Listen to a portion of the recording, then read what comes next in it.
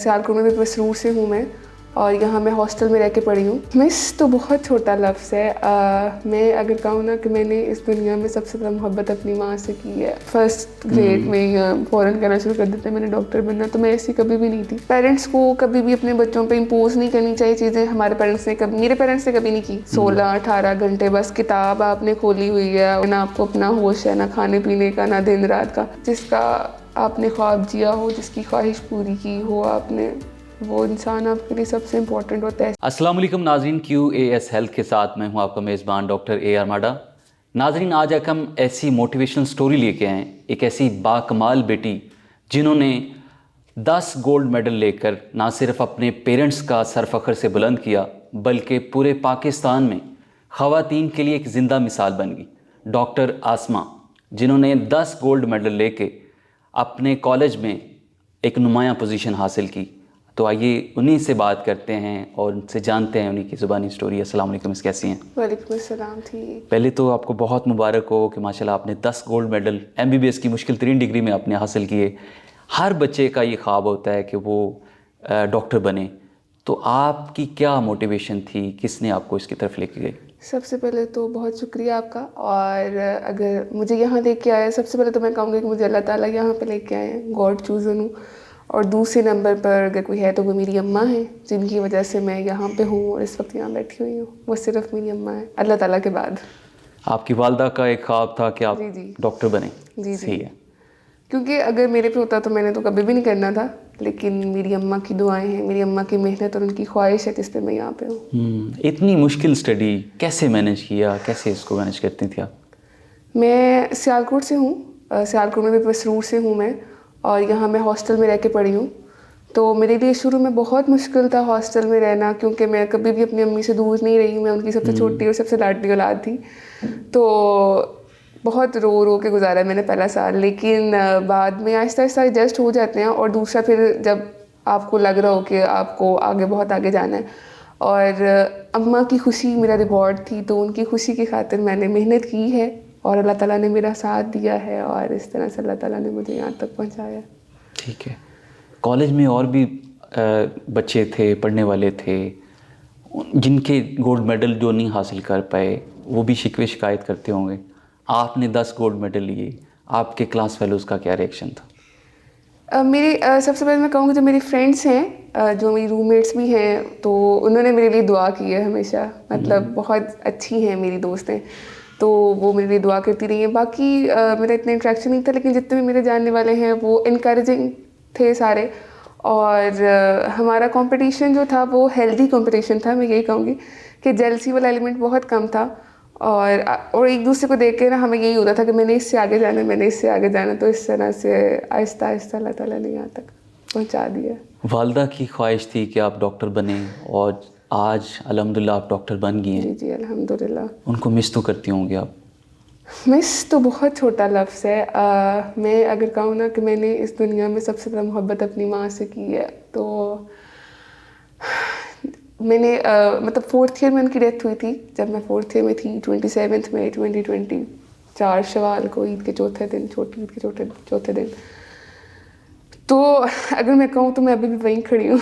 मुझे अभी भी वो चाहिए, अभी भी चाहिए वो। लेकिन अल्लाह ताला की मर्ज़ी है और वही है ना, अल्हम्दुलिल्लाह अला कुल्ली हाल। और कन्वोकेशन पे जब आपको बुलाया गया तो पेरेंट्स नहीं थे, वालिद साहब की कन्वोकेशन से पहले डेथ होगी, तो उसको फिर आपने कैसे मैनेज किया? आपके फैमिली में सपोर्ट करने वाले थे? मेरी अम्मा की डेथ के बाद मेरी बहनों ने मेरा बहुत ख्याल रखा है, अम्मी की तरह ख्याल रखा है। लेकिन ज़ाहिर है माँ को कोई रिप्लेस नहीं कर सकता। तो उनका दुख भी बहुत बड़ा था, मतलब मेरे जितना ही है, उनकी भी माँ गई थी। तो लेकिन मुझे बहुत सपोर्ट किया है, छोटे बच्चे की तरह हमेशा बैकअप पे रही हैं, हमेशा सपोर्ट किया है। और उनकी मोहब्बत है, उनकी सपोर्ट है, मेरी फ्रेंड्स की सपोर्ट है कि मैंने कंटिन्यू किया 4th ईयर के बाद आगे। वरना अगर मेरे पे होता तो शायद मैं छोड़ देती। और जैसे आप कॉन्वोकेशन का कह रहे हैं, तो मैंने पहले रजिस्ट्रेशन नहीं करवाई थी। गेस्ट की रजिस्ट्रेशन करवाना होती है आपने, तो मैंने कहा मैंने नहीं जाना। फिर वो सारा कि नहीं इस तरह से नहीं होता, आपकी थर्ड पोजीशन है ये वो सारा कुछ। तो फिर मैंने अपनी बहनों की रजिस्ट्रेशन करवाई कि वो आएंगी, और मेरे अब्बा की भी रिसेंटली डेथ हुई है। मेरी हाउस जॉब के बिल्कुल स्टार्ट में 1 को मेरी हाउस जॉब स्टार्ट हुई है और 5 को मेरे अब्बा की डेथ हुई थी। तो दोनों नहीं थे और बहुत मुश्किल था, लेकिन दुनिया के साथ आपको चलना पड़ता है। वालिद नहीं रहे, वालदा नहीं रही, घर में सिर्फ बहनें हैं, तो ये कैसे मैनेज कर लेती हैं सारी चीज़ें? अब हमारे घर में इस वक्त कोई नहीं रहता। मेरी बहनें दोनों बड़ी हैं मुझसे, उन दोनों की शादी हो चुकी है, तो वो अपने घर में होती हैं, मैं यहाँ हॉस्टल में होती हूँ। तो मुझे जब घर जाना होता है मोस्टली, तो मैं मुन्ना से कहती हूँ कि वो फिर आती है घर, तो फिर मैं जाती हूँ घर। अदरवाइज़ फिर मुश्किल होता है मेरे लिए, क्योंकि अकेले रहना मुश्किल, और मैं किसी के घर रहना मुझे ऑकवर्ड लगता है, मैं कंफर्टेबल नहीं होती। तो जब उसका स्केड्यूल बनता है और मेरा भी, तब मैं छुट्टी ले लेती हूँ और फिर मैं घर जाती हूँ, बाकी हमारा घर बंद रहता है। इस मुश्किल दौर में 5 साल का जो आपने टेन्योर स्टडी में गुजारा, फिर ये कामयाबी हासिल की, दोस्तों का भी एक रोल होता है कि वो आपकी कामयाबी में आपका साथ देते हैं। तो आपके कौन से दोस्त थे जिन्होंने आपका साथ दिया थ्रू आउट आपकी डिग्री में? मेरी रूममेट्स ही हैं, वो मेरे फ्रेंड्स भी हैं, रायहा, समरा, शुमाइला। तो बहुत सपोर्ट किया उन्होंने मुझे, क्योंकि पहले मैं कंपटीशन में थी। मैं यही कहूँगी कि मैं पहले चाहती थी हाँ मेरी पोजीशन है सारा कुछ, लेकिन 4th ईयर में मैंने खुद कहा था कि मैंने किसी कंपटीशन में नहीं पार्टिसिपेट, कुछ भी नहीं, बस मैं पीछे बैठूँगी, अपना टाइम पूरा करूँगी और ख़त्म। लेकिन आपके फ्रेंड्स आपके लिए मोटिवेशन होते हैं, और उन्होंने मेरे लिए बहुत दुआएं की हैं। उन्होंने भी, मेरी बहनों ने बहुत साथ दिया, बहुत बहुत बहुत, इसलिए थोड़ा सा मैं कर पाई हूँ, वरना अगर मेरे पे होता तो नहीं होता। खुद से डॉक्टर बनने का शौक़ था, सिर्फ वालदा की ख्वाहिश थी? मेरे कभी भी शौक नहीं रहा। एक तो बच्चे होते हैं ना जो मतलब 1st ग्रेड में या फ़ौरन कहना शुरू कर देते हैं मैंने डॉक्टर बनना, तो मैं ऐसी कभी भी नहीं थी। मैं बड़ी आसानी पसंद इंसान हूँ और मुझे आराम से रहना ही पसंद है। तो मेरी अम्मा ने ही कहा था कि तुमने डॉक्टर बनना है, और मुझे लगता है उन्होंने कहा भी नहीं था इतना, मेरी अम्मा की दुआ थी। मेरी अम्मा ने बस मुझे एक बार कहा था कि तुम प्री मेडिकल करो, तो एडमिशन हो जाए तो ठीक है, वरना तुम जहाँ भी जाना चाहो। तो मेरा सबसे बड़ा रिवॉर्ड हर जगह हमेशा मेरी अम्मा की खुशी रही है, तो मैंने उनके लिए किया। ये कामयाबी यकीनन आपकी फैमिली के लिए फ़ख्र है, टीचर्स के लिए, टीचर्स को आप पे फ़ख्र होगा।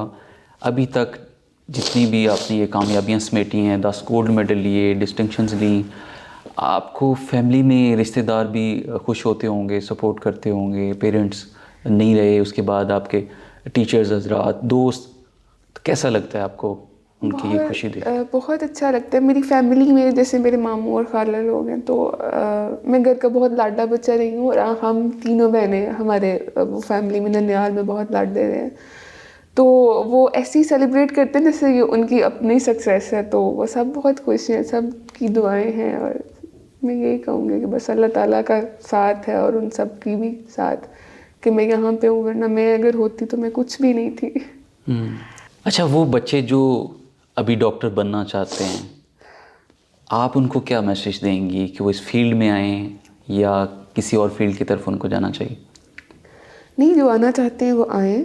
और दूसरा ये है कि ये फील्ड बहुत स्ट्रेसिंग है, बहुत ज़्यादा। आपका जो स्टडी का टेन्योर है वो भी, और उसके बाद प्रैक्टिकल भी, फिज़िकल स्ट्रेस, इमोशनल स्ट्रेस, हर तरह से। तो स्ट्रेस मैनेज करना आना चाहिए। बाकी अल्लाह ताला से दुआ करें, मेहनत करें, कंसिस्टेंट रहें। पेरेंट्स की दुआएं आपके साथ हैं तो सब कुछ हो जाएगा इंशाल्लाह। MBBS आपने कर लिया, हाउस जॉब जारी है, उसके बाद आगे स्पेशलाइजेशन किस में करना चाह रही? मैं स्पेशलाइजेशन इंशाल्लाह रेडियोलॉजी में करूँगी, इंटरवेंशनल रेडियोलॉजी में इंशाल्लाह। ठीक है। और क्योंकि मेडिसिन बहुत स्ट्रेसिंग है और सर्जरी में बहुत ब्लड और सारा कुछ, तो वो मैं नहीं कर सकती, तो इसलिए इंशाल्लाह मैं रेडियोलॉजी में जाऊँगी, इंटरवेंशनल रेडियोलॉजी में इंशाल्लाह। ठीक है, कोई मैसेज देना चाहें वो पाकिस्तान के बाहिम्मत नौजवान जो स्ट्रगल करना चाहते हैं, फील्ड में आना चाहते हैं, उनके लिए कोई मैसेज दें? मैसेज मेरा यही है कि पेरेंट्स को कभी भी अपने बच्चों पे इम्पोज नहीं करनी चाहिए चीज़ें। हमारे पेरेंट्स ने कभी, मेरे पेरेंट्स ने कभी नहीं की, तो इम्पोज नहीं करें। अगर आपके बच्चे खुद आना चाहते हैं तो वो तब आएँ, क्योंकि स्ट्रेसफुल है बहुत ज़्यादा। और दूसरा ये है कि शॉर्टकट कोई नहीं होता, आपने मेहनत करनी है, कंसिस्टेंट रहना है और अल्लाह ताला से मदद मांगनी है हमेशा। और कोई कुछ नहीं होता, सिर्फ अल्लाह ताला सब कुछ होते हैं। और अल्लाह ताला ने जब दिन नवाजना है ना, तो फिर किसी और ने नहीं रोकना।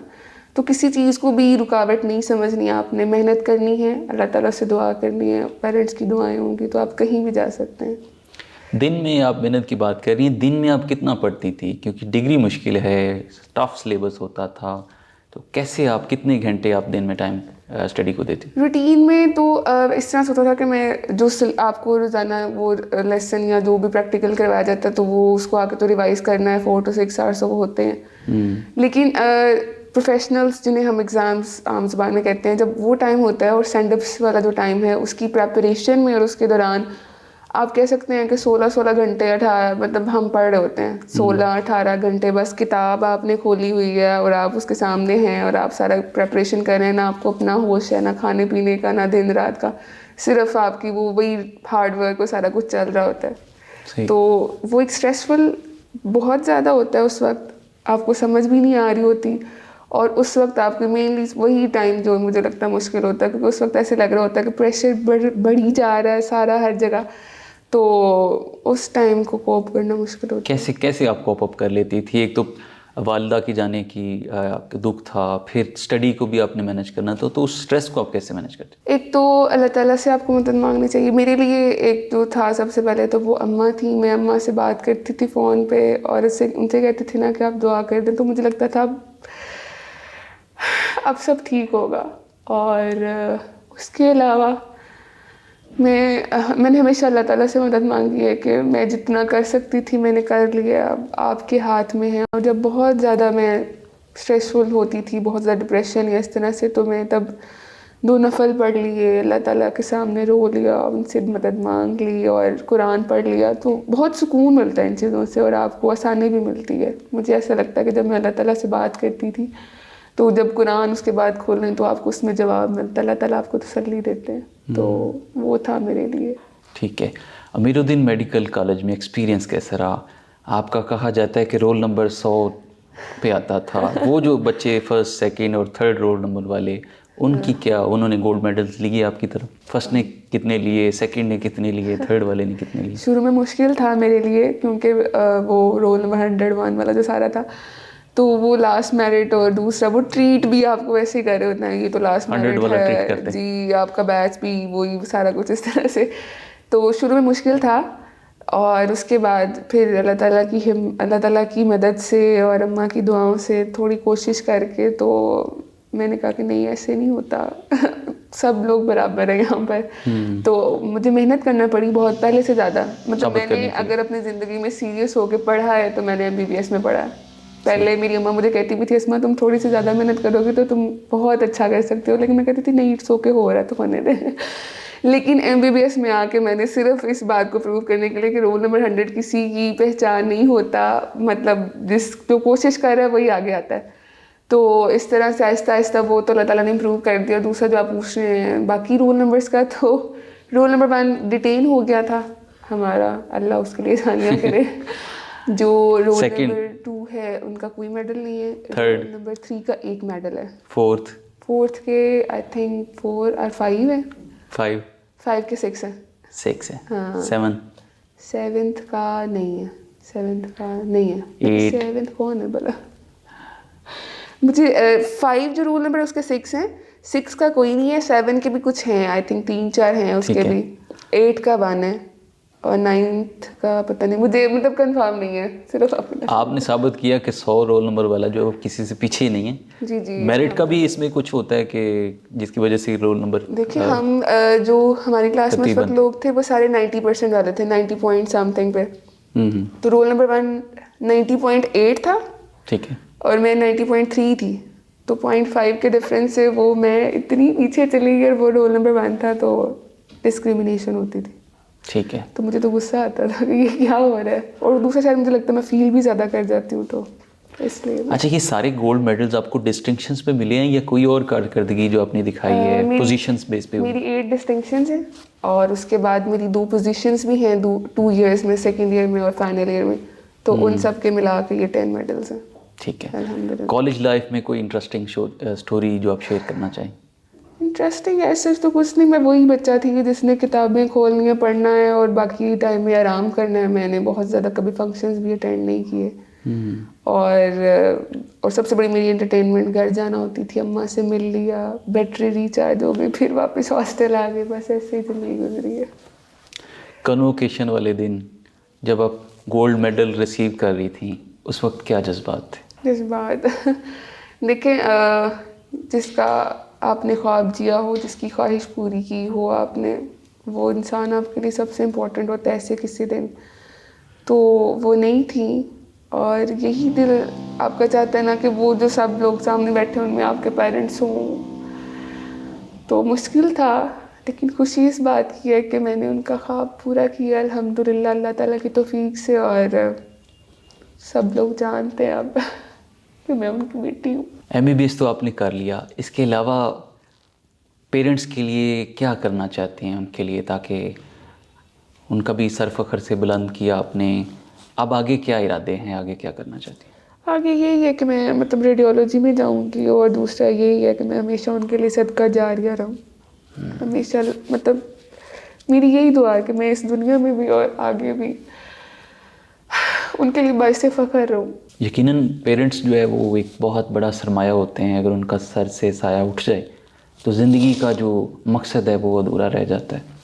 तो ये एक ज़िंदा मिसाल है जिन्होंने ना सिर्फ अपने पेरेंट्स के जाने के बाद स्ट्रगल को कंटिन्यू रखा, बल्कि अभी इसी मिशन में लगी हुई हैं कि वो पाकिस्तान का नाम रोशन करें, मेडिकल में आला से आला तालीम हासिल करें, और पाकिस्तान में एक मसीहा के तौर पर उन लोगों के लिए काम करें जिन लोगों को बेसिक हेल्थ की ज़रूरियात अभी तक मुयस्सर नहीं हो रही।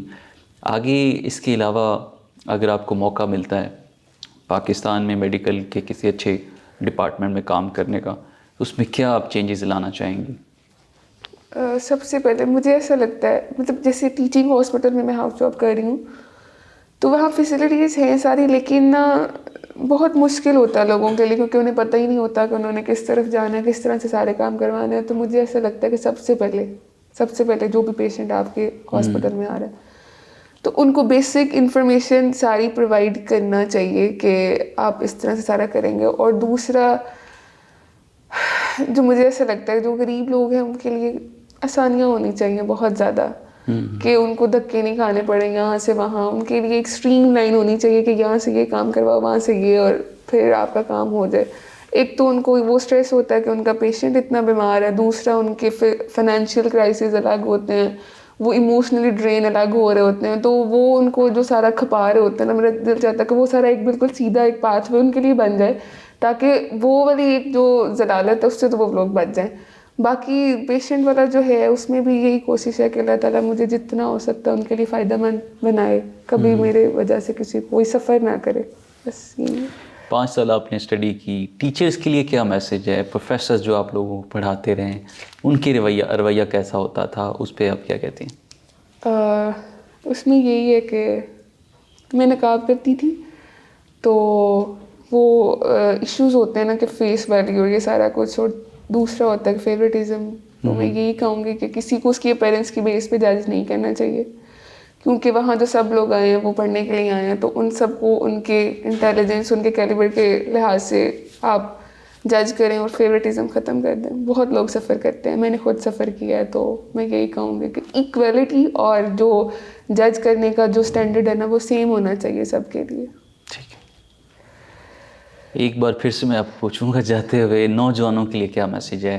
वो अगर मेडिकल में आना चाहते हैं, MBBS करना चाहते हैं, या किसी और फील्ड में जाना चाहते हैं, क्या मैसेज देंगे? उनके लिए यही है कि शॉर्टकट्स नहीं ढूंढें, कंसिस्टेंट रहें, मेहनत करें और ईमानदार रहें, अपने आप के साथ भी, अपने पेरेंट्स के साथ भी और अल्लाह ताला के साथ भी।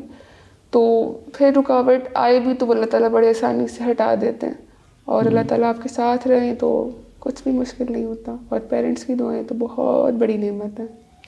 थैंक यू सो मच अस्मा जी। नाजरीन, हमारे साथ मौजूद थी डॉक्टर अस्मा, गोल्ड मेडलिस्ट, और अपने जो वो स्टोरी अपनी ज़ुबानी हमें बता रही थी। यकीनन ये पाकिस्तान की एक होनहार तालिबा जिन्होंने 10 गोल्ड मेडल अपनी इस मेडिकल की डिग्री में MBBS में हासिल किए, और अपने पेरेंट्स का सर फ़ख्र से बुलंद किया। ना सिर्फ पेरेंट्स का बल्कि पाकिस्तान के लिए, एक पाकिस्तान की नौजवान यूथ के लिए एक ज़िंदा मिसाल है। तो आज का जो शो अपने अख्ताम को पहुंच रहा है, अपने मेज़बान डॉक्टर ए आर माडा को इजाज़त दीजिए। अल्लाह निगहबान।